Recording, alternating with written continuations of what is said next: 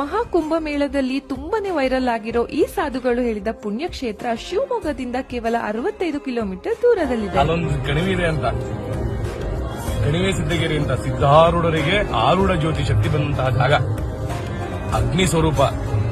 ಅವ್ರ ಹಚ್ಚಿ ದೀಪ ಇವತ್ತು ಸಿದ್ಧಾರೂಢ ಆರಿಲ್ಲ ದೀಪ ಅಲ್ಲಿ ಸಿದ್ಧಾರೂಢ ಮಠದಲ್ಲಿ, ಸಿದ್ಧಾರೂಢ ಮಠದಲ್ಲಿ ಅಂತ ಒಂದು ದೀಪ, ಅಂತ ಒಂದು ಆರೂಢ ಜ್ಯೋತಿ ಶಕ್ತಿ ಸಿಕ್ಕಂತಹ ಜಾಗ ಅದು. ಒಂದು ಗವಿ ಒಳಗಡೆ ಹತ್ಕೊಂಡು ಹೋದ್ರೆ 1,000 ಗವಿ ಒಳಗಡೆ ಹೋಗ್ಬೇಕ್ರಿ. ಇವತ್ತು ಇದೆ, ಸ್ಟಿಲ್ ಇದೆ. ಮತ್ತೆ 1.5 ಕಿಲೋಮೀಟರ್ ಬೆಟ್ಟ ಮೇಲಿದೆ. ಆ ಬೆಟ್ಟದ ಮೇಲೆ ದೀಪ ಹಚ್ಚೋದ್ರಿ. 5 ಕಂಬಗಳ ದೀಪ ಇದೆ, 5 ಲೈನ್ ಕಂಬ ಇದೆ.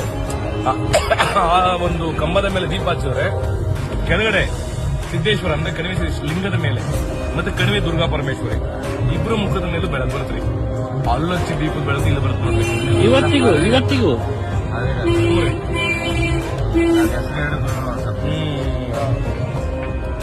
ಕಣಿವೆ ಸಿದ್ದಗಿರಿ ರಟ್ಟಿಹಳ್ಳಿ ಅಂತ ಬರುತ್ತೆ ನೋಡ್ರಿ. ರಟ್ಟಿಹಳ್ಳಿಯಿಂದ ಒಂದು 6 ಕಿಲೋಮೀಟರ್ ಒಳಗಡೆ. ಬಹಳ ತಪಸ್ವಿ ಜಾಗ. ನಾವು ಕೂಡ ಈ ಶಕ್ತಿಯುತ ದೇವಸ್ಥಾನಕ್ಕೆ ಹೋಗಿದ್ವಿ. ಈ ಜಾಗದ ಮಹಿಮೆ ಅಪಾರ. ಬಹಳ ದೂರದಿಂದ ಭಕ್ತಾದಿಗಳು ಬರ್ತಾರೆ. ನೀವು ಕೂಡ ಖಂಡಿತ ಹೋಗ್ಬನ್ನಿ.